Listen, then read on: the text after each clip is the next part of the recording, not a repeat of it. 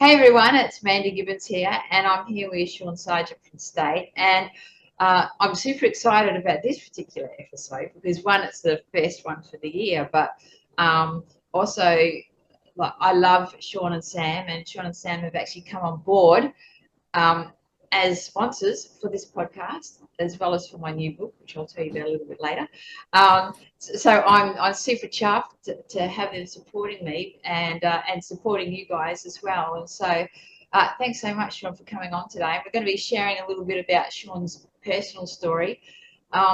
And I'm going to be asking him lots of questions about him personally, which I hope he doesn't mind. You can tell me if you don't want to answer them. But all good. But yeah, I'm super excited because you've inspired me, and you've been super supportive of me throughout my own journey of recovery with little circuit repair and so forth. So, and I value that big time that you've had my back with that. So, no worries. Well, thank you. Thank you for inviting me on. Looking down the guest list, you know, it's amazing to see the people you've had on and to hear their stories. So, you know, just to be here, just to be chatting with you, it's a great honor. So thanks for that, Mandy. Appreciate it.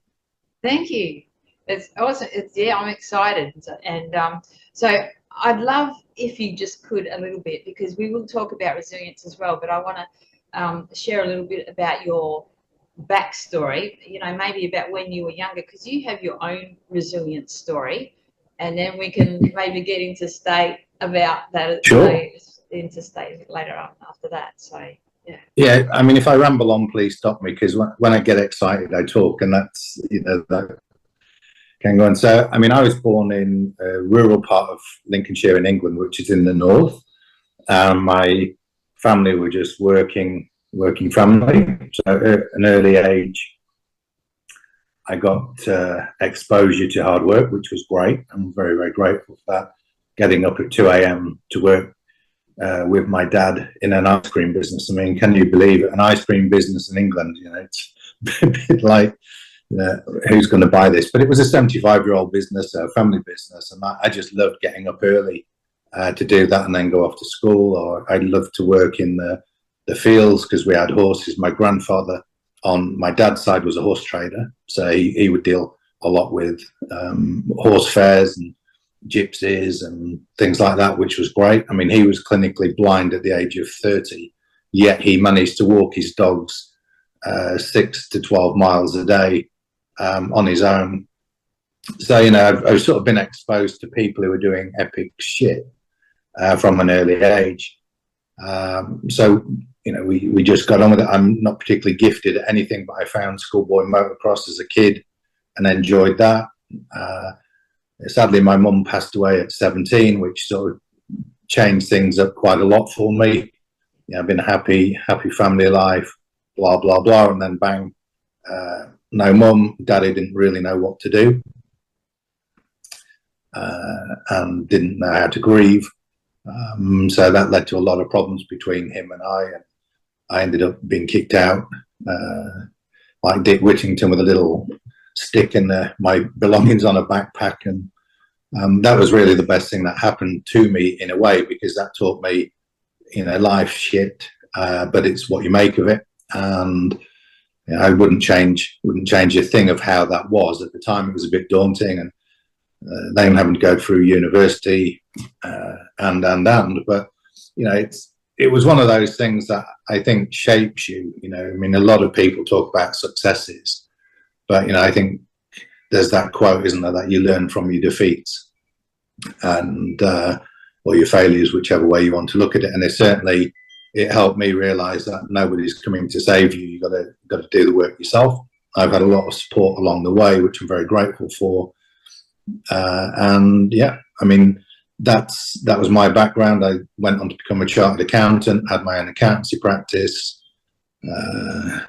found life at the bottom of a bottle most weekends and most weekdays too, if I'm honest. At 35, I wasn't very happy, left my first wife, 3 kids, lost everything again in the divorce.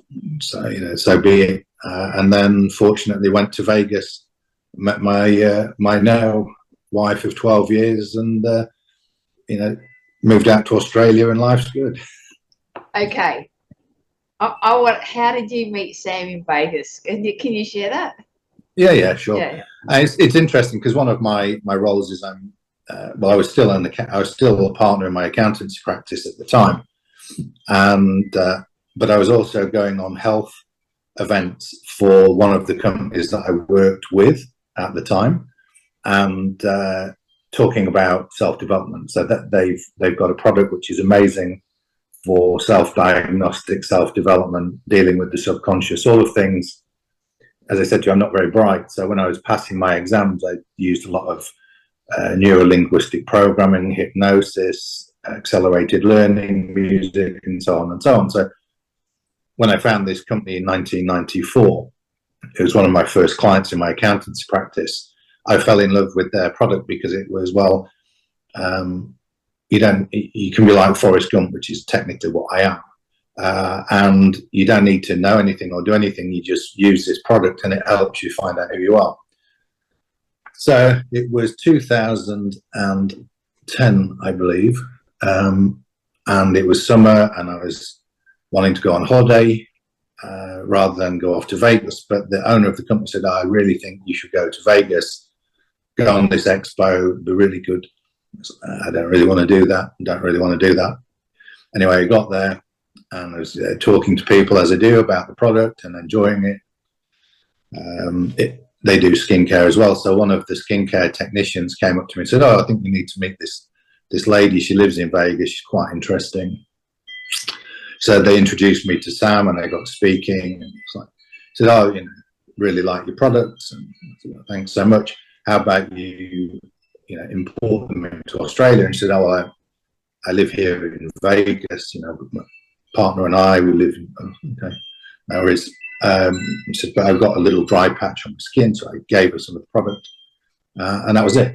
And then the next day she came back because she tried this thing and this oil and it worked, and she came back to thank me. And I said, well, if anything ever changes, here's my card. There was no attraction, nothing relationship-wise. It was just like business from both of our points of view. So that was August 2010, I believe. I was in a relationship. She was in a relationship. So then I went off to Japan in November and came back and found that relationship I was in just disappeared. And I got a text when I landed at Heathrow saying, all of your stuff's in the car. Move it by 10 a.m. Bear in mind, this is 6 a.m.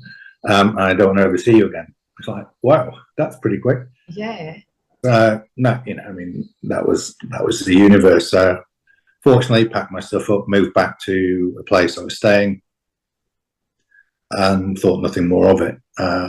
Little did I know that at that time, Sam had a major blow up with her partner, left Vegas, left America, went back to Australia. But the universe works in strange ways because she went back via Bali where her brother lives, and they were just randomly talking about life. And she said, oh, I met this interesting brand in Vegas, and told him the name. And he went, oh, wow, I know that. So parked it off. Anyway, the highlight of the story, and it goes on a lot longer, but I'll give you the highlight, was Sam writes a blog for her 𝗶𝗠𝗍 business, and she wrote, today, this year is the first Valentine's Day that I'll have to buy my own underwear, because for the first time in 10 years, I'm not in a relationship. So I'd, subscribed to her mailing list just to see what she was up to. And I wrote a very cheeky comment that put, a lady like you should never buy your underwear. So she then sent me a message and said, oh, how are you? And I said, yeah, I'm really good. What about you? Oh, well, we're looking to do a project. It'd be good to come across and visit the company. And said, I'll come across. So she came across literally 10 days later with her brother.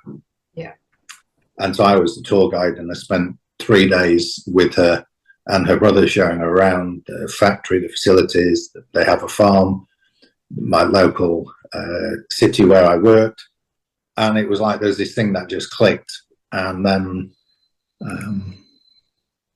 she said, oh, I'd like to import the product. Okay, no worries. Let's talk about it. And then this was March 2011. We were supposed to go to Japan in April, and that's when the tsunami happened, and Fukushima went down, and I said, well, I'm going to Japan, would you like to come? And she said, yeah, that'd be great, because it would be good for her to see how we did the business and so on. And then Fukushima happened. I said, look, you don't have to come if you don't want to. I mean, there's so many people from outside of Japan who are just freaking out. And I said, we are actually going to Sendai, which is the town of Fukushima. So if you don't want to go, don't go. I said, oh, no, I'll come. So we spent 2 weeks working together in Japan, and then it was like, well, why don't you come back to England again to do something? And then we have to go to Bali to talk. So it was pretty epic in the months till July. And then I ran out of excuses or reasons to travel with her or to come to England. And it was the last night in Bali. We'd had a good working time. And I said, why don't you move in with me in England? And she said, oh, okay, give me 6 weeks, pack my stuff up in Sydney. And 2nd of September, she arrived in England to live with me. And 9th of September, I proposed to her to get married, and therein lies the story. Sounds like a pretty good plan to me. Well, I mean, I think it's what we were talking about a little bit earlier, where, you know, life throws you what it throws you, and you just got to deal with it when you deal with it. And I'm a big believer of the universe gives you what you need, not what you want. And, you know, if you'd asked me when I came back from Japan how I felt, then I was decimated about the relationship. But had that not happened, then I wouldn't have been in a position to do what I was doing. And then, you know, out of sliding doors, you know, that movie Sliding Doors, it's like, well, where would I have been? What would I have been doing? And so I think when things come up, it's not always easy to grasp them or understand it. But if your gut feeling tells you that you got to do it, then you pretty much got to do it.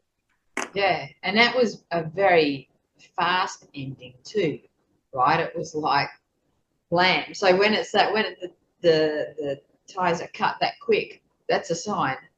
Exactly. Yeah. Exactly. And, you know, as we get older, we can either recognize that sooner, yeah, and that's called learning, or we can resist it, and that's called old age. But I would definitely prefer to not resist it, because I definitely found out over life, if I follow my intuition, knowing, or whatever you want to describe it as, life's pretty easy, even if it's wacko, you know, like, why would you move to Australia? Why would you do this? Why would you do that? Why do I live halfway up a mountain in the middle of nowhere? Yeah. It's just, well, that's what I feel is the right thing for me at this point in time. So, yeah. Yeah. And it suits you guys. Yeah. Thank you. Yeah.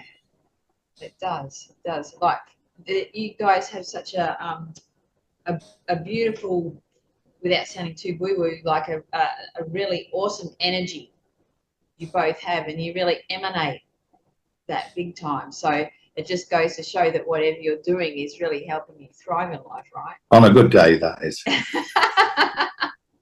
Well, then I've only dealt with you on good days, because I've never seen anything less than that. Yeah, yeah. Well, I mean, you bring it out in people too, Mandy, so I think that's credit to you as well.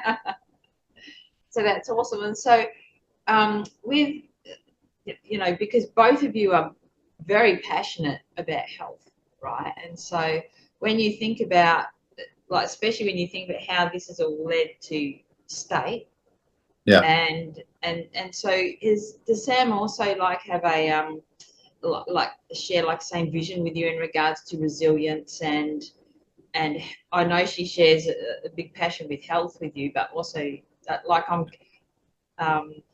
you know, from what I've seen, how much she supports veterans, and you know, you both support veterans and sponsor a lot of stuff as well with them. So so there's strength in that, right? Because when you are supporting veterans, it means that you have a lot of that fortitude within yourself, and that's why you tend to do that. So so yeah, I mean, we did Dr. Dan Pronk's resilience test, because he put it on his website, and her resilience is a lot stronger than mine, which you would expect from, you know, I truly believe ladies have a lot more resilience than men, you know, and it's great that all of you are out there doing what you do to allow us to do what we do, because if shit gets real, then I look to her, and she's always one who says, don't worry about it, you've got this, or we've got this, or whatever. So her inner strength is huge, much like your own. And you know, she doesn't mind telling me, you know, what she thinks about things, which is, I think, is a good part of a relationship, because, you know, we've always said if there's anything that we need to talk about, we need to talk about it now, as opposed to let it fester for 5 or 10 years and so on. But I always think about relationships, and I've had quite a few, is do they nurture each person, and is the unit stronger than the individuals? And there's a lot of things about self. You know, you're born alone, you die alone, and what you do in the middle is choice. And so nobody can do any of the work for you. She doesn't do any of the work for me, but I actually know the contribution that she is to me and how my life's better with her partnership. So, you know, I mean, I'm more than fortunate to have her in my life. It's a blessing, because she's as daft as I am. And, you know, I mean, it's like, yeah, let's move up a mountain, done. Let's get to Belgium Malinois, cool. Let's, you know, support veterans, because, you know, we believe in, you know, people who are doing or who have done epic stuff need to be respected and honoured and thanked. And I mean, that's, you know, much like what you do, and why, you know, we reached out to you is because, like, what you're doing for people in that aspect of, you know, life can be tough, but it's how you deal with it. And, you know, you as a beacon to present people and also present your own story shows people that whatever they face, they can deal with it. And I think that's, with State, one of our slogans is be the best you can be. And, you know, the reality is you need resilience and fortitude to do that. So if you can find people like you, or like, you know, some of the guys we work with who inspire you, and they draw out your resilience for you, amazing. So yeah, she's a pretty resilient chick. And you know, if I was going into a firefight, I'd definitely take her with me. That's so awesome. And I think too, like, when you have someone who's on a similar, like, sees your vision and helps support you in that, you have a shared purpose as well, that makes a massive difference. And then, you know, for someone else, maybe it might seem a little crazy, but for yourselves, you're in it together. It's not crazy at all, right? It's like, it's just, I think the reality with any partnership that you do, if you are tired at the end of the day from seeing the person you're in partnership with, get out. You know, whether that's a work partnership, or whether that's a relationship, or whatever it is, because, you know, it's not contributive to you. And I mean, it's not to say we're the perfect couple, far from it. You know, we have any number of discussions, primarily because, you know, my communication isn't that good and my English is a bit poor, and, you know, she gets a bit confused with what I'm trying to say. But, you know, I think as long as you've got the foundational points of this is for my greater good, then and whatever comes out is in the knowledge that it's with kindness, then, you know, I think it's great. So yeah, that's it. That's so good. You guys should probably also do a podcast or something on red flags and green flags in relationships. I was going to ask you too, because it's like, I really love the story of how State came about, right? Because that also has to do with relationships as well, but very much about resilience and health, because we both, or 3 of us, you know, 5, the dogs as well. Yeah. We're like all very passionate about taking care of your health, and especially hormone health as well. And so, and you and Sam are just like so full-bodied bottle on your knowledge in that. And so I'd love to talk about that, especially in regards to how it supports men. So sure. I'd love you to share your backstory on State, because that's a really cool. Yeah, I mean, as I say, my grandfather on my dad's side was a horse trader, and he was a big man. He could lift an 18-stone sack of corn on a shovel, or carry a horse dray on his back. So, you know, from my side, bare knuckle boxing, even though he couldn't see, and these feats of strength. And then we used to have the local police force come round to the property to train, because he got a little gym with some weights there and so on. So I've always loved going to the gym. And when I started playing American football at 18, I was the smallest on the team, so I needed to go to the gym. And so I, you know, got all the Arnold books, you know, Dorian Yates, Tom Platz, all of this sort of stuff. So I just loved it. For me, they were my favorites too.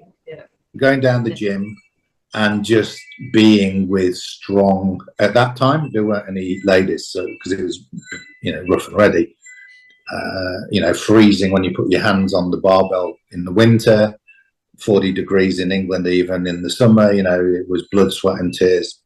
I just loved it. It was where I belonged, effectively. And the guys who I knew then are still my best mates.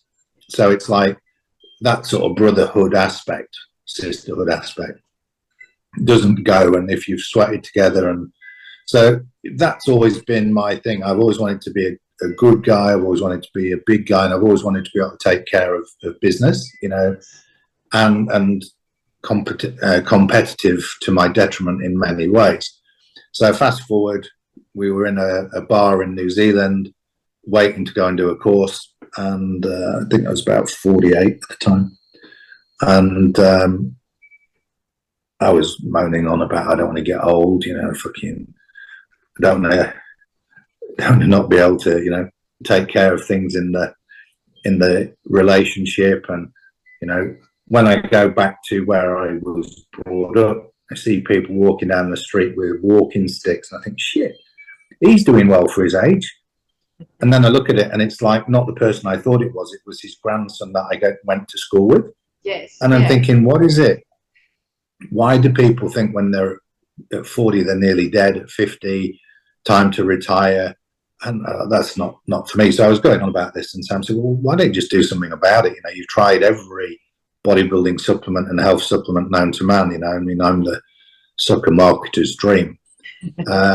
And I said, oh, I don't know anything about it, honestly. And he said, well, you know, you've bought enough of the crap to know what doesn't work. So we just parked it there, and you know, 6 months later, back to this universe thing.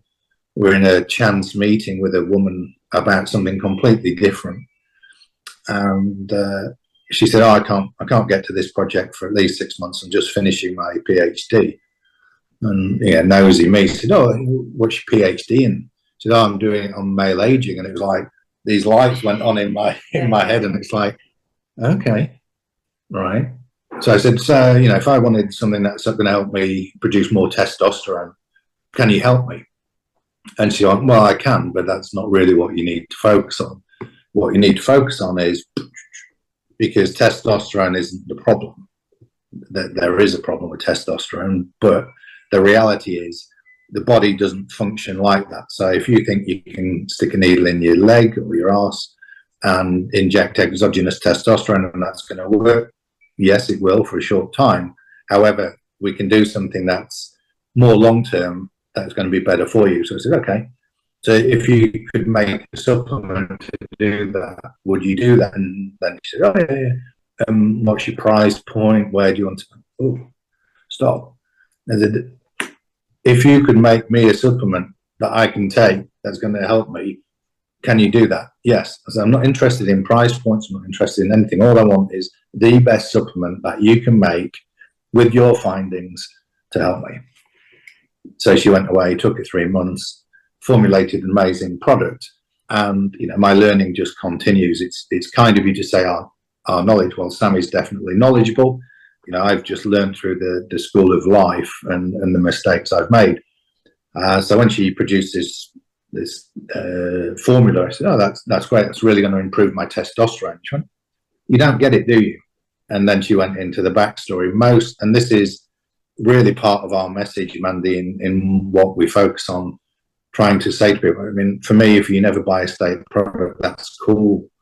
For me, that's not what it's about. What it's about is getting guys and ladies to understand the fundamentals of their health, so that they can be their best. And I have no issue if people take steroids. I don't mind if they do TRT. It's up to them. As long as you do it with an open mind, with the full information, you make your choices. Yeah. But the reality of it is, at this day and age, we've evolved from our forefathers fighting saber-toothed tigers. That's great. And stress was really good at that point. The fight or flight, the ephedrine release to get you up to save you was good, but the body would prioritize fight or flight over fornicate. And so we're still like that. So if we've still got the same stress hormones running through our body, but in this time, it's not, the acute saber-toothed tiger there, quick, let's go, but shit, I've got a deadline, I've got to pick the kids up, oh, bloody hell, the mortgage is due. The body doesn't differentiate, that's still stress. Yes. And as I said, fight or flight or fornicate, you can't do both, or all three. So, stress hormone will always outcreate sex hormone, which is what I've learned in this whole process. So what we've created is a product that will help strengthen the adrenals, which is the stress gland, give the body what it needs, because cortisol and testosterone are made in the same glands of the same material. So if you're stressed out, your body's going to prioritize cortisol and all that entails. Yes. I'm no doctor. This is just me parroting what I've been told and learning myself. So, it's people think, people being Shaun, testosterone's good, more testosterone's better, and as much testosterone as you can get is the optimum. But if you can't use it, yes, it's no good. Then you've got all the side effects. So, what we're trying to do with what we're doing with Stait is to educate people. The world, people are full of stress hormones, so there's no wonder their hormones are whacked. We are exposed to all sorts of environmental toxins, xenoestrogens, phthalates, so, bottled water, personal care products, foods. So, our body is under an assault, and people should know about that. And if they choose to keep it that way, then that's great. And if they choose to do something about it, there are things to do. And, yes, that's really what the Stait message is nobody knows you better than you know yourself. Yeah. And, there are options. So, that's really what we're trying to get people to look at is where am I contaminating myself? Yes. And how can I stop that? And then, what do I do to mitigate the chronic stress that I face? And anybody who tells me they're not stressed must be in a box. That's it, because it doesn't really matter what you do. Like, even whether it's alcohol or if you smoking pot or any of the things that a lot of things that people will do, right, to try and alleviate stress, actually ends up making you more anxious, right? And so people don't realize that at the time, and that's why they've got to keep topping up on that type of stuff. So it just doesn't work, and it's not great for the body. It's terrible for the body. Yeah, it's like the frog in the pan. I use an analogy of the frog in the pan, both for the hormonal side, but also the life's pressures. The frog in the pan on the stove, it's comfortable, it's warmer, it's getting a bit warmer. By the time it's to a danger level, the frog can't get out of the pan, is incapacitated. Yes. And that's the situation. We had a lot. How it came up with the stress was we had a few young lads who were going for special forces selection. Yeah. And 18, 19 writing in, can we take Stait? I don't know. 18, 19, you should be like on top of your game. So I spoke to the science team and said, look, these young lads want to do it. If it was steroids, I would tell them definitely not, because they're not properly formed yet. But I said, oh no, there's nothing in the product that will hurt them. In fact, it could benefit them. So, okay, yes, lads, get on with it. Feedback. Excuse my language. 18, we're performing so much better than we've ever performed. Yeah. And I'm like, this is insane, because you're at your highest level with your testosterone. Went back to the science team. Look, these guys are flying. Why is it? And said, it's obvious. Like, they are obviously so stressed on a chronic level, but they don't know it because it's their norm. Yeah. Their testosterone's right up here, but it can't function because it's been blocked by the stress hormones. Yeah. So the state took down their chronic stress and took the cortisol to their optimum level, which of course, what did that mean? It meant all of their testosterone that they got in their body could be fully utilized, and bang, they were Supermen. So, you know, it's a funny thing that we don't understand. And, you know, a little bit of stress is good, but daily stress is not so good. And as you say, we all look to alleviate it in a certain way. And, you know, whether that's, you know, smashing your body in the gym, which is just as harmful as having a, you know, alcohol addiction or drug addiction. Any addiction is just a way of masking that pain. And so, you know, I'm still learning myself on how to optimize my daily life, should we say. And I think what we're trying to do is just get people to acknowledge, you know, fucking up isn't a problem. Fucking up's a really good way of learning. And and you know, to get, I was listening to David Goggins, and I think he's pretty much on point. And I was listening to Ant Middleton last week as well, and they both say the same thing: is honesty to self is the key thing.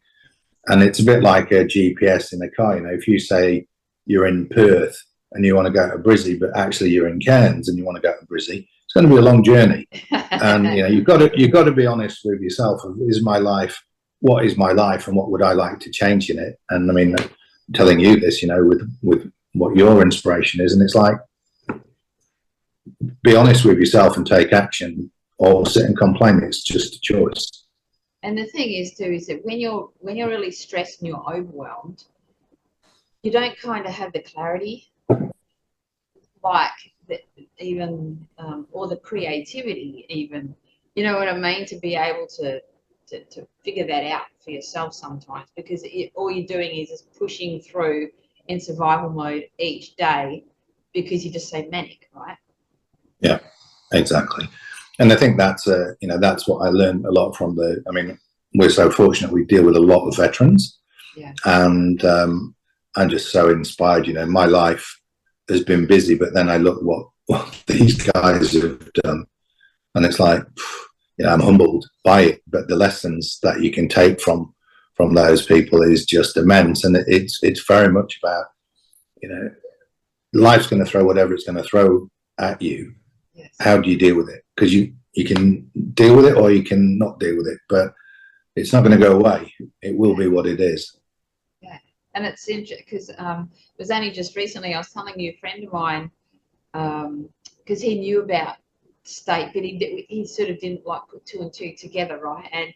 And it was just I had just been mentioning State again, and to him just in conversation. And it was interesting. He said, I have to tell you this. It was a veteran friend of his put him onto State, and he started taking it, and it's just been brilliant for him. And he actually, he suffers from PTSD, right? And so it's really just, he said that it's given him a lot more energy. He feels so much better within himself. He's, you know, feeling a lot more leveler, you know, like with his nervous system a little bit more and stuff like that. So, and one of the first, I mean, there are so many beautiful stories like that. And, you know, when I get them, it just, you know, really touches me at a deep level, because, you know, I can't even imagine what these guys have had to go through. Yeah. So, you know, for people to find peace, there was a really beautiful guy. He's a good friend of Shaun 𝗱𝗆𝗆𝗆, who's one of our team guys, and he was on significant amounts of PTSD meds because he'd been blown up in Afghanistan, I think. And, you know, he wrote a beautiful letter to us saying, I'm not like the other guys, you know, I don't take my shirt off, I've not got abs. I've not really been, you know, that active with my partner. And I took the 2 months supply and nothing happened. And then 𝗱𝗱𝗆𝗆 said to him, well, keep going, because everybody's different. And he said, and bam, you know, the 9th week into it, he said, I woke up to a new friend in the bed. And he said, and over that time, I managed to get off with my psych from the government, off my PTS meds. And, you know, some of the ingredients in the product are clinically proven to be better than a lot of the prescription meds for depression and anxiety. Yes. And we always say to people, don't do anything without asking your doctor. If you're under doctors, it's not for us to prescribe. We're not medics.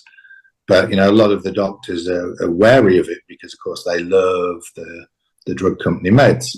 But, you know, he was fortunate enough. He had a good doctor, and off he went. And, you know, I think that sort of stuff where people are suffering and then they find peace in what they do themselves is really, you know, it's just so beautiful. I mean, that's what drives us. We have a lot of doubters, you know.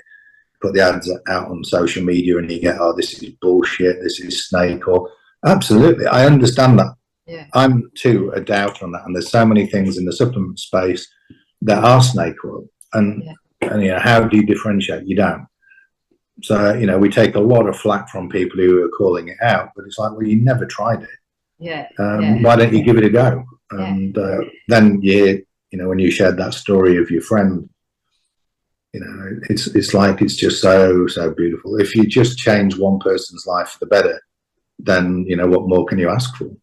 Yeah, I think too, because once you feel like you're not as stressed, you're just feeling a little bit more level, a little bit more calmer. But not only that, you've got more energy in general. All of a sudden, you see greater possibilities, right? You become more hopeful. And when you're a little bit more grounded in what you're doing, all of a sudden, you know, you can brainstorm a little bit more. It's like the blinders are off. You can, you know what I mean? Like you see opportunities everywhere you go, and it's just, you feel so much better within yourself, right? Because all of a sudden, all the doubts that you have, they seem to lift a little bit more. You're a little bit more confident in yourself, and when that starts happening, then you start keeping more promises to yourself, right? And then your self-integrity improves, and then you're taking a few more risks here and there, and you know, it snowballs into something awesome. Yeah, success always breeds success, doesn't it? And if you're on a roll, good news is infectious. You know, as humanity, we tend to dramatize bad news.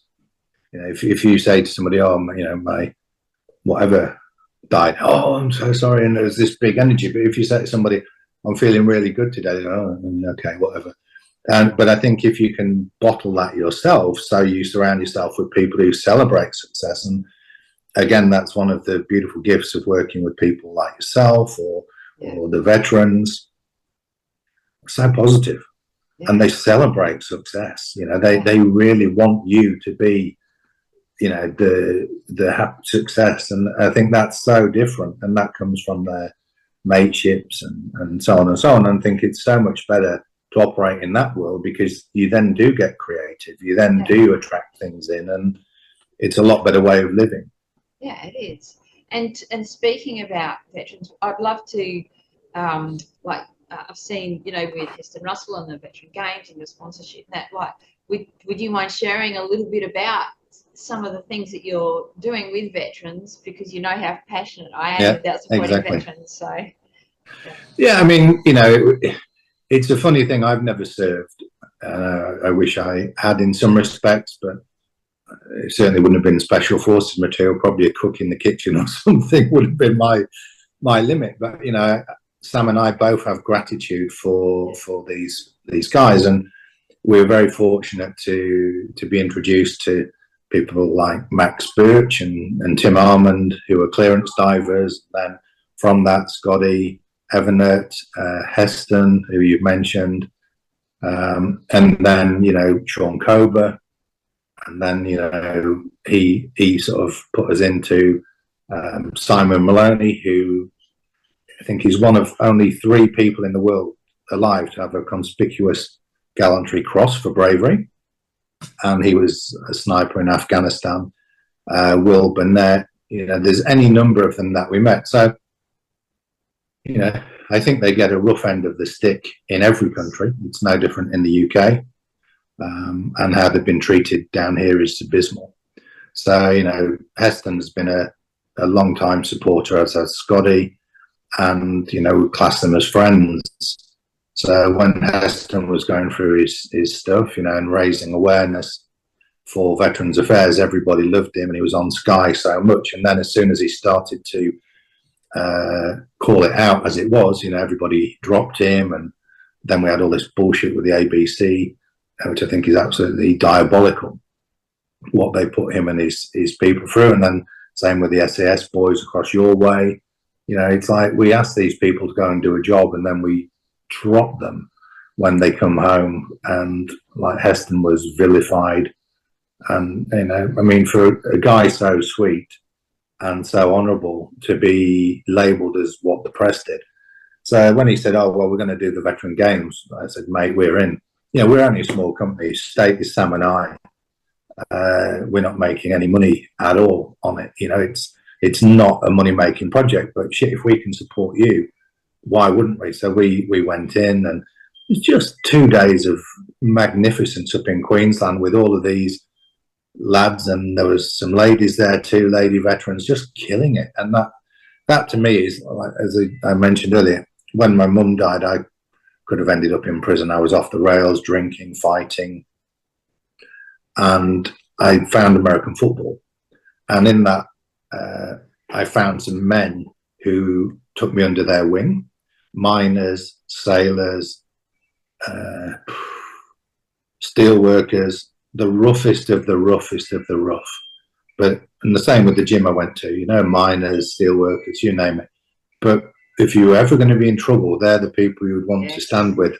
And I was 18 looking at these guys, and that sense of mateship still exists with them today. And I found that with the veterans too, you know, that sense of mateship that they have, and just the way they deal with things. So for State to be able to help veterans with their physicality, because, you know, I don't know what's in their cotton candy that they eat when they're in, but it's, you know, they all talk about P tests. I'm pretty sure a lot of them aren't ever going to pass it because of what their superiors give them. And, you know, so it's like, okay, you all know what physical fitness is, and you want to perform, and then you're out and you've lost that sense of, in some instances, so if we can support you with your mental and physical side, and it's just an honor for us to do it. So we, you know, we do the Veteran Games. We just help. Simon is the trustee of the Head Up charity in the UK, which is doing a similar thing as Veteran Support Force across here, which is Heston's charity.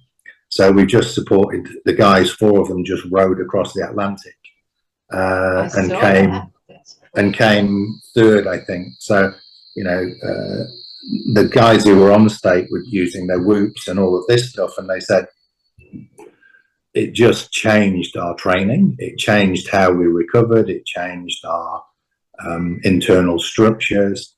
And so, you know, there's a picture of them with the flag on the boat, and it's like, you know, these people are doing epic shit. I want to be around people doing epic shit, which is, you know, why it's so nice to connect with you. It's like the world's full of boring people like me who want to associate with people who want to associate with people doing epic stuff, and the veterans do it to a T. And so it's like, yeah, whatever we can do to support the work, and not just the, you know, the headline veterans, but the daily veteran. I mean, there's a guy in Sydney called Paul who, you know, is a long-standing veteran, and he's been one of State's biggest supporters. I look forward to the messages from him on Instagram or Facebook. He sends pictures of him going back into the gym after such a long time, and he's like, you know, oh, my mum loves your sleep tea, and, you know, I love this. And it's like, so they're not the, you know, without being rude, you know, he wasn't in like, you know, the elite of the elite, but he was a veteran, and he's found peace, and he's found life has got better with On State. And it's like, again, if you can help one person improve their life, great. If they don't have to buy State, if they can sign up for the tips and know about avoiding the plastic water and how to mitigate their stress and eat healthily so they do things without State, great. If they want that added boost and they want to take State, that's great too. But key for me is really, let's elevate everybody, and if everybody's functioning well. Yes. I mean, you will know this from people you meet. If you meet people in a bad mood who are overweight, they're pissed off with life. Life doesn't go very well. But if you've got people who are, you know, getting at it out there, and so on, life's so much better. And, you know, I don't know if we come back or not, but I want to make a go of this one. I want to spend every day having a good crack with good people, doing good stuff, so that, you know, we can elevate as many people as we can to that, because then, you know, there's enough shit in the world. We don't need any more. We need some good stuff.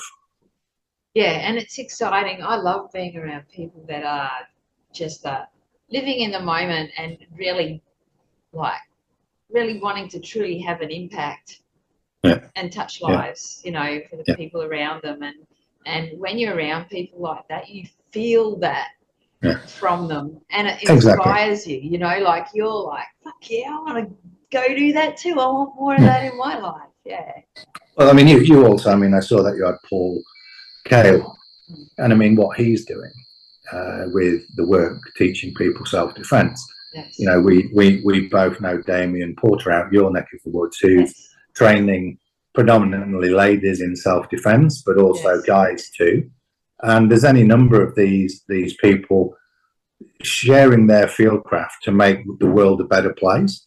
And I mean, Damien's such a great guy at what he does. I made my daughters subscribe to his channel because at 25 and 20, you know, they think they know everything. It's like, the world's a bad place, girls. I want you to know that if somebody comes towards you, A, how to avoid it, and B, if you can't avoid it, what you do. So, you know, I think we have so much to learn from the veteran community. Yes. And, you know, it's really important for me that we can showcase as best we can what they do, because mindset wise, positivity wise, I mean, Scotty Evernett's doing My Next Stop 24-hour immersion, which he did last year. He's doing another one in February, and I'll go there for as many of the 24 hours as I can, just to support the people doing it, men and women. Because it's like, good on you. He's teaching them life skills. So, you know, I think the work you do, the work these people do, there's definitely a need for it. And, you know, I think we're just happy to support good people doing good shit. Yeah. And you're also doing epic shit yourselves, because you are both epic. We're work in progress, Mandy. We're doing our best. People always say to us, wow, you're doing so much. You know, they think we're like a bloody big supplement company. It's like, no, I mean, we support the American football team in England because I owe them my life, effectively. And since we've started working with them, nothing to do with us, but they've gone from newly formed to like League One champions. Some of the kids who are 18 now representing Great Britain. You know, I was fortunate to represent Great Britain in that sport. So, you know, for a lad from Scunthorpe, which is you know, it's not a town of hope, should we say, to be getting the accolades of their family and their friends. How good is that? What's their life going to be like? So, you know, we do this just because we want to do it. And if we can give back, I'm a firm believer of whatever you put out there comes back tenfold with no expectation. And it's like, if we can support people to do good and support people to support people to support people, fantastic. Yeah. And can I ask you, because you've mentioned American football, how, when you were doing that, like what lessons in regards to like inner strength and resilience and you know, physically taking care of yourself as well, did you gain from that? Well, as I mentioned, when I first went, I was probably one of the smallest on the team and the youngest on the team. And so I knew at that point I needed to be stronger and faster and more aware. So they put me on the offense to begin with, and I couldn't. They gave me a playbook this big, I just couldn't remember that. And all I was angry. So all I wanted to do was hit people and hurt people. So they put me on the defense, which was so much better because, you know, I started playing defensive line, which is where all the big fat blokes, I could play that now, you know, I mean, but at the time I was like 14 stone, whatever that is in pounds and kilos, I have no idea. But I got, for the 4 years I played, I got player of the year Rookie of the Year, Lineman of the whatever through those, basically because I was in the gym training hard, and I didn't want to let people down. Yeah. You know, that I was with these people who I was looking up to. You know, there's one of the guys, Andy Jones, was like a pirate, and he was a seafarer. So, you know, big tattoos of anchors on his arms, all the stereotypical thing. They had to get him a helmet and take all the padding out because he couldn't get it on his head. He was that big. And he took me on under his wing like I was his little brother. And, you know, I was facing guys 6'4", 6'5", you know, 280 pounds, who wanted to really hurt me. And yet I was showing them up. So, you know, there was a lot of fist swinging and so on. And Jonesy would always step in. And, you know, if it got really too bad, like outside the rules of the game. So, like, from a resilience point of view, was I didn't want to let people down. And, you know, the other part of that was I didn't want to let myself down. And it was hard. You know, I was the smallest on that team at that time. And I had a couple of chips on each shoulder where it was like, no, I really want to prove myself. So whatever I face, I've got to turn up and I've got to deal with it. And these people don't suffer fools. So unless I am at the top of my game, and so that in that aspect of I've got to keep going, I've got to keep going. Daily renewable contract, which is, you know, what a lot of the SF boys talk about, was like every game is my first game and my last game, because if I don't perform, I lose the respect of these people, and that's too much for me. So looking after myself was gym work. I mean, I had no idea about nutrition, you know, whey protein shakes and 12 eggs and raw liver in a blender sort of shit. You know, it was all pretty primitive, and it hasn't changed much, honestly, you know. And protein powder that tasted like plaster. Oh yeah. Well, I remember I'd just been watching Dorian Yates interview Tom Platz before we came on. Yeah. I remember meeting Tom Platz at the World Gym in Lincoln along with Bill Kazmaier. Yeah. And Platz was like this little bloke, and there's Kazmaier, this absolute fucking gorilla. Yeah. And it's like, every respect for Tom Platz, how hard he trained, but I gravitated more to Kaz, because Kaz was like, that's what a man looks like. You know, he's like got a neck is about this thick, but such a nice guy. So, you know, it was funny just being in that world, because I think that shaped me. You know, my grandfather, but then, you know, this aspect of these people who were capable, and then of course it translates through to this life now with surrounding ourselves with really capable people, you know, like yourself. And not every capable person is a 300-pound gorilla. I mean, look at yourself. I mean, you're more capable than most people on this planet. I have heard sometimes I can come across like a 300-pound gorilla. So, but I'll take that as a compliment. It is a compliment, yeah. Oh, that's funny. So yeah, I mean, that's really the resilience. And as I mentioned, yeah, we did the tests and we've done some management training together, and you know, all of the scores come out as Sam is even more resilient than me. And I think that's great, because it shows me in this life, it doesn't matter what spacesuit you've got on, it's what's in the spacesuit that's important. Yes, that's true. That's so good. I could chat to you all day, actually, because I'm like seeing, like, as we're talking, that there's like little things that I could segue onto from this conversation. But what I do want to ask is, like, when you think about resilience in your own life now, because you obviously, both you and Sam have been on your own individual journeys, but now together, what do you think has sort of maybe impacted you the most, that you find that you bring into your life now, in regards to your, you know, your self-belief, or how you just like operate in life in general?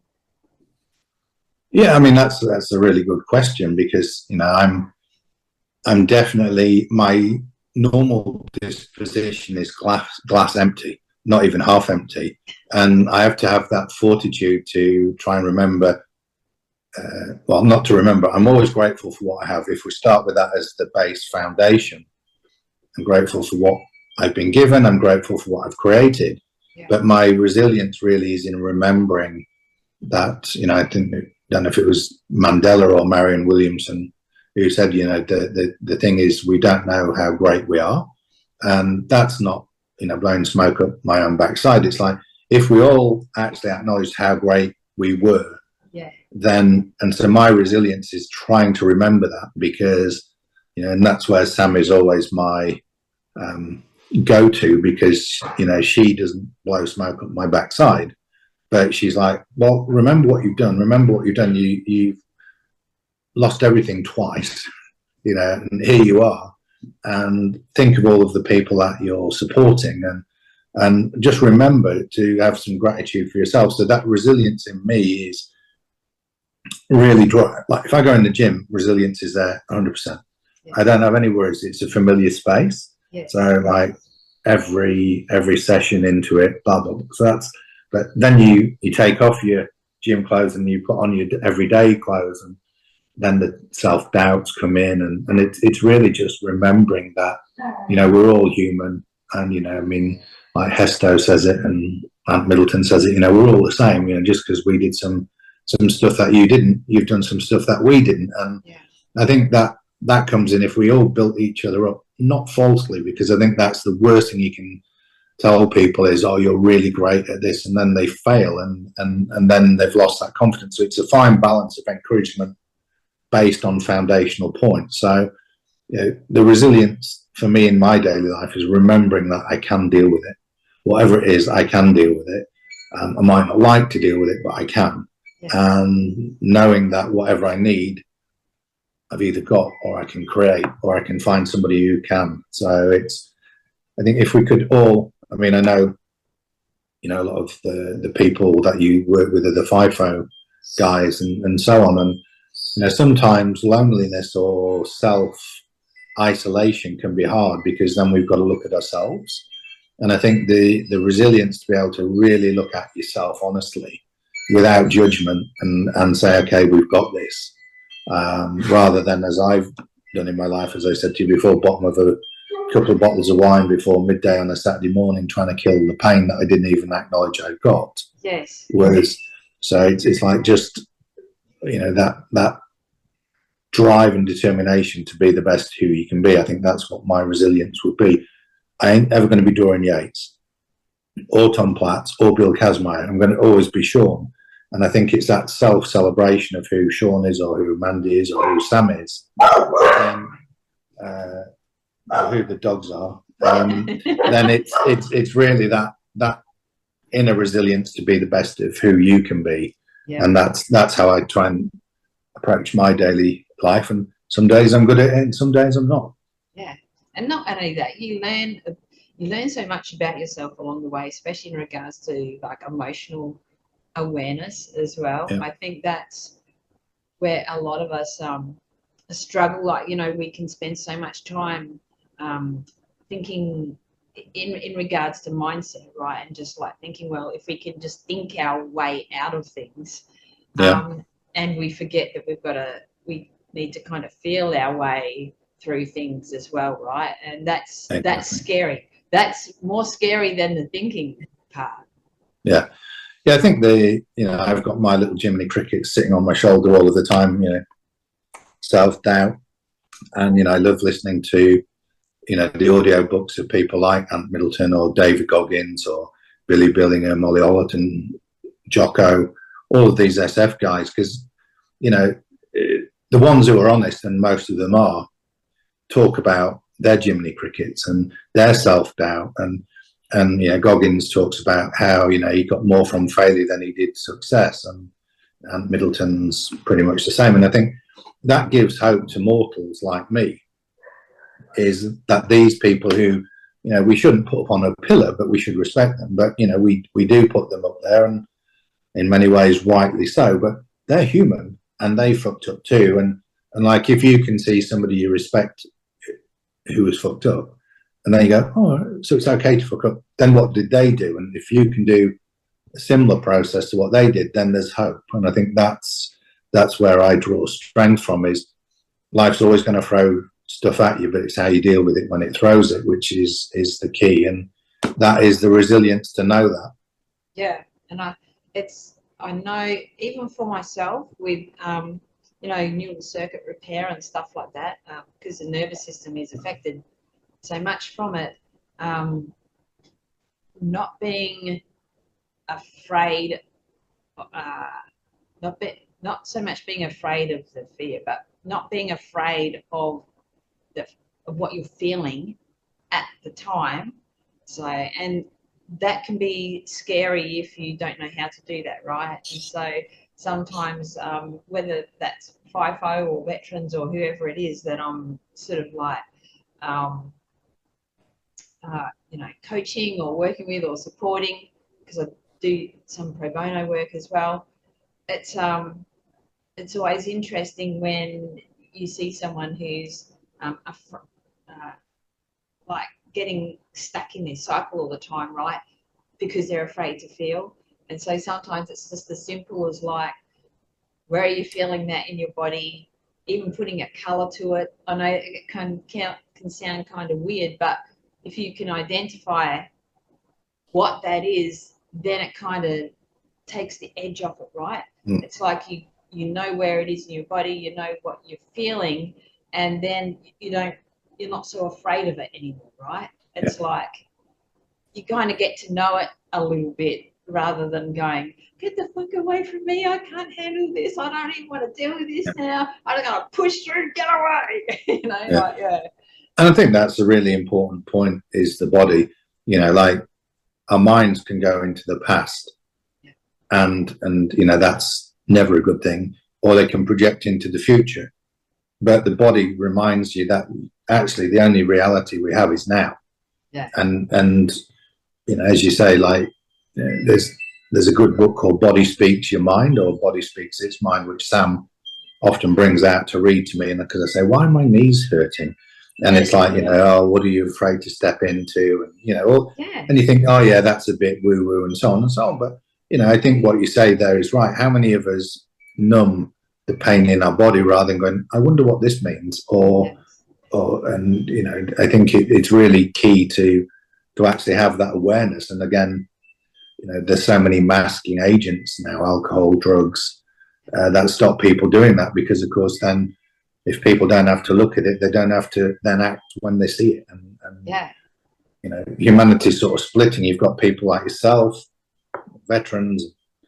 Yeah, we want to run into it and, you know, stand to, off we go. And then you've got other people who are like, I can't wait till Friday night to get out, get plastered, wake up on Monday morning feeling so bad, don't know what I did on the weekend. And it's like, I wouldn't want a life like that. I like, you know, I like a beer every now and again and a glass of wine and all of that. But the reality is, you know, I mean, Sam taught me very early on, you know, what are you escaping from? And she was right. You know, I didn't like her to tell me that, or ask me the question, really, should I say, rather than tell me. But she was correct. And it's then when you look at it and say, oh, yeah, okay, I see that. And I think that's really important in it all, is that honesty with self. Yes. And sometimes it's nice to have someone who's actually in your corner, who's going to call you out on that stuff, right? Because it's not always nice to hear that, but it can, like, you know, give you such an incredible shift in your life when it helps you accept yourself more, right? Rather than going, well, I don't like this about myself, so, you know, I'm just going to hate on it a little bit more, and then makes it worse for yourself, right? So if you're open to accepting that about yourself, you then get the chance to be a little bit kinder to yourself at the time, and then you can go, okay, I'm open now to how can I improve on this? What can I do better for myself? And it's not about putting yourself down. It's like getting excited about what's possible for yourself if you know, do this little bit of extra work on yourself. Like, you know, what else can you achieve in life? Yeah, I think that's the important thing, is that lack of judgment of self too, or, as you said, having somebody there who's going to call it out, but without judgment. And I think, you know, judgment solidifies a problem. So if you say, oh, you know, I'm hideously overweight, and there's a judgment to that, then you're never going to change it. But like, you know, listening to Goggins' book where he's 280 and he, you know, he can hardly walk and he needs to lose his weight to get down for SEAL training. You know, he didn't judge himself. He just said, this is what I've got to do. And he leant into it and did it. And that was great. So I think that's a good example of two ways of looking at it. And it comes down to, well, that judgment, you know, if you've got that fortitude and resilience in yourself to look at it honestly, and I think that's a big part of resilience, is to face it honestly, and then to have that mindset, that strength, that determination, say, that's where I am and this is where I'm going. Like your journey, you know where you're going, and you're not lying to yourself of where you are, and it's great because you can see the progress. Whereas if there was anything different in that, that wouldn't be the case. So, you know, I think that's we've all got some things to look at, I would say. Yes, we have. And you know, if you give yourself the opportunity to look at whatever you want to change about yourself as more of an adventure, rather than I don't like the way I am, you know, then it becomes more exciting, right? Exactly. And, you know, I mean, I've still got a lot of stuff I need to work on for myself. And, you know, I'm grateful to have, you know, a good partner who will encourage me to get up that hill, will encourage me to get in the ice bath, will encourage me to eat healthy, and doesn't judge me when I don't. So, you know, I think it's if we can all find that within ourselves, great. And if you can find a support team around you who are going to give you that, nobody's going to do the work for you but yourself. But it's nice to build rings of strength where, you know, that network is there wanting the best for you. And I think if we can do that more, then that would be great. Yeah. And not only that, you know, like Sam will see, you know, because she's been with you for a while, she knows your true strengths and your abilities, and she wants to see you live your best life. So when you've got people around you like that support you, that see the greatness in you, then and they're prepared to hold you accountable to that, that's awesome. Yeah. And I think that's another key point, is that accountability.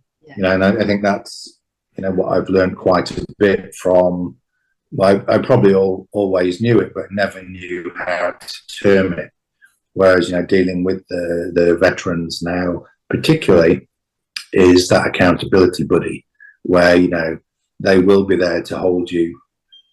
And I mean, State, I would hope, could grow into that for people, where we'll walk the journey with you, but we're not going to carry you. You've got to do the walk yourself. But if you want to do the walk, we're happy to walk by your side. And I think, again, you know, the veteran community, mateship is key.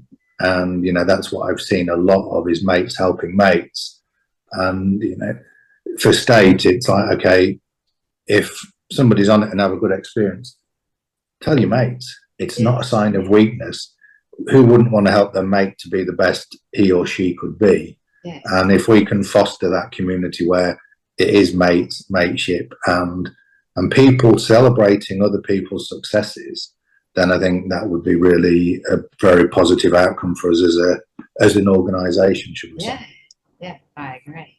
Well, this is good. This has been an awesome conversation. Thanks so much.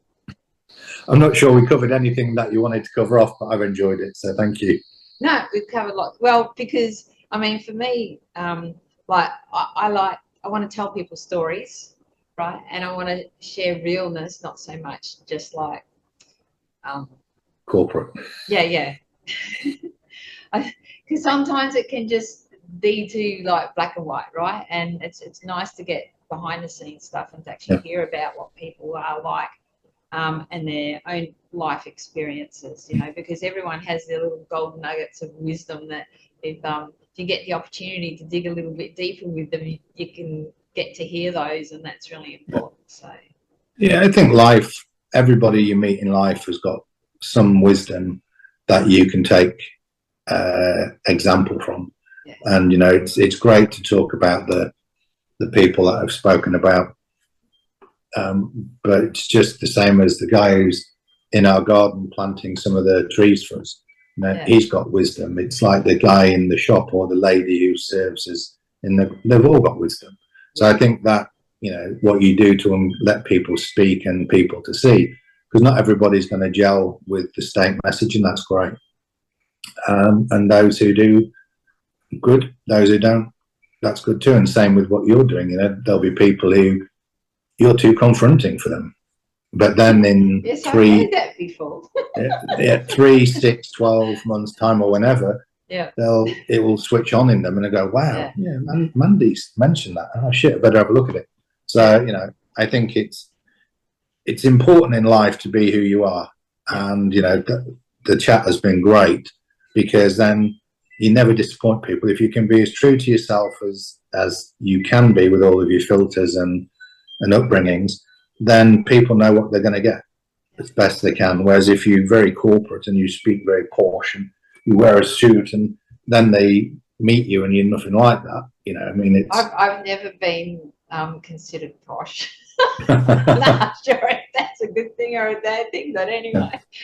Well, I remember when I was in early days in my accountancy practice, when I was trying to impress to climb the greasy pole, you talk differently and you do different things. And I was only making Sam laugh the other day. I used to go to all of the county shows and be with the farmers and so on, and talk very like that. Oh yes. And it's like, fucking hell, seriously, did you really do that? And it's, yeah, I did. Did it serve you? Not really. And it's like, I'm much better having a chat with you than I was with my tweeds on, if you can believe that. Oh, I say yes. Oh, yes, Lord Jeffrey, that's fine. You know why? Because when you're comfortable within yourself, you express yourself more, just in a more authentic way in general. And not only that, like, because you are more at ease, then you are more open to having a awesome, inspiring, creative, epic conversation with someone, right? Like, correct.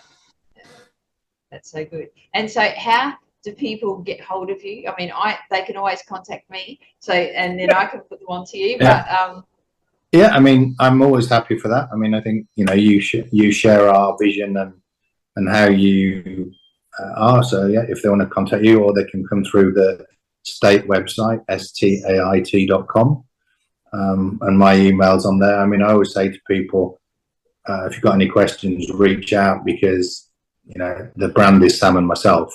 You're not going to ever get an email answered by a customer service representative, or if you call the phone number, it's her or me going to answer it, because people are parting with their money. Then I take that seriously, and I'd like them to get the best they can get. So Shaun, SHAUN, at mystate.com. So, or come through you, or do a Google search, and however. But the Stait website is probably the easiest way to do it.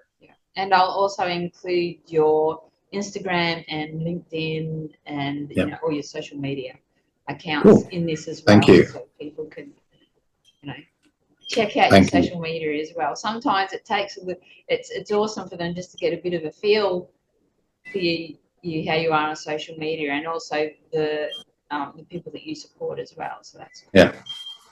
My social media is terrible, but fortunately Sam does the Stait social media, so it's very good. So you're an awesome team.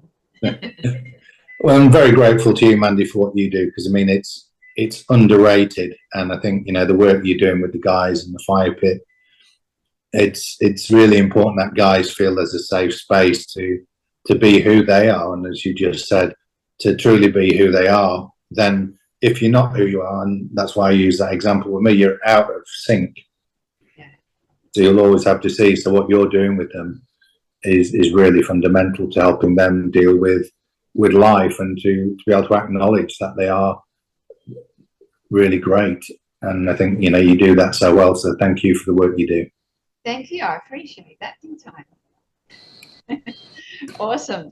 Well, it's been fantastic catching up with you today. Thanks so much for kick-starting off this season. I'm so stoked to have you on, and it's just so lovely to catch up with you by Zoom. So, and big hugs to Sam and the dogs as well. I will do, and thank you so much, and let's catch up soon. Awesome. See you later. See you, Mandy. Bye. Bye. Bye.